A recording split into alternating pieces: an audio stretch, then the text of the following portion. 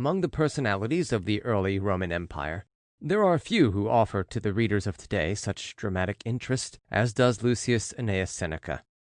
Born in a province, educated at Rome, prominent at the bar, a distinguished exile, a trusted minister of state, and a doomed victim of a capricious emperor, Seneca is so linked with the age in which he lived that in reading his works we read those of a true representative of the most thrilling period of Roman history.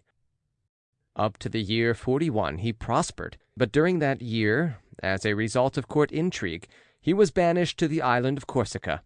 The charge against him was a too great intimacy with Lulia Livilla, unfortunate sister of the late emperor and the arch foe of Messalina, whose husband, Claudius, had recalled the princess from exile.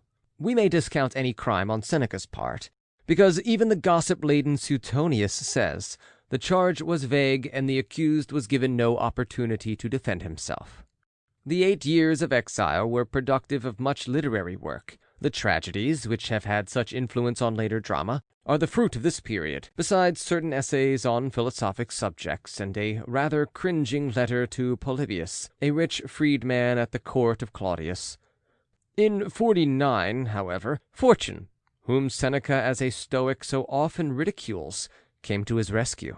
Agrippina had him recalled and appointed tutor to her young son, later to become the Emperor Nero.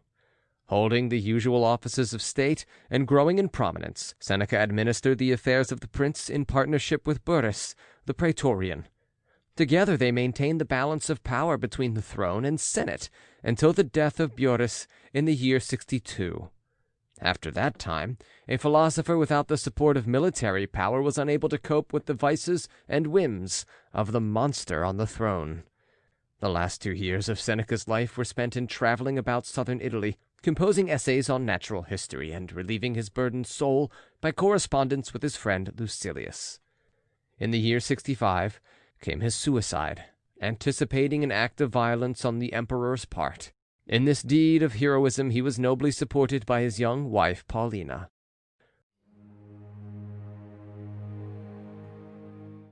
These letters are all addressed to Lucilius.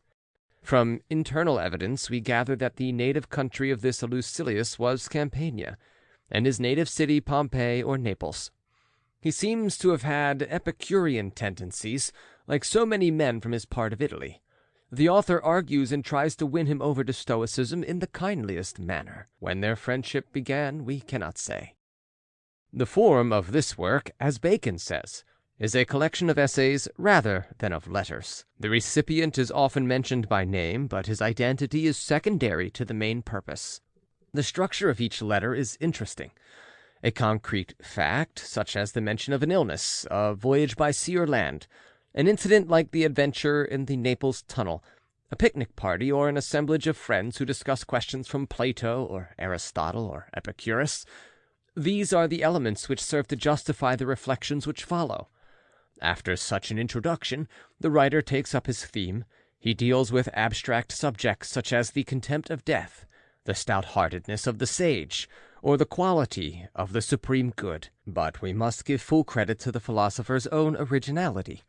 In these letters it is impossible to ignore the advance from a somewhat stiff and Ciceronian point of view into the attractive and debatable land of what one may fairly call modern ideas. The style of the epistles is bold, and so is the thought.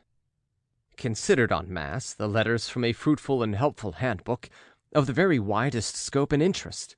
The facts of Seneca's life prove the sincerity of his utterances, and blunt the edge of many of the sneers which we find in Dio Cassius,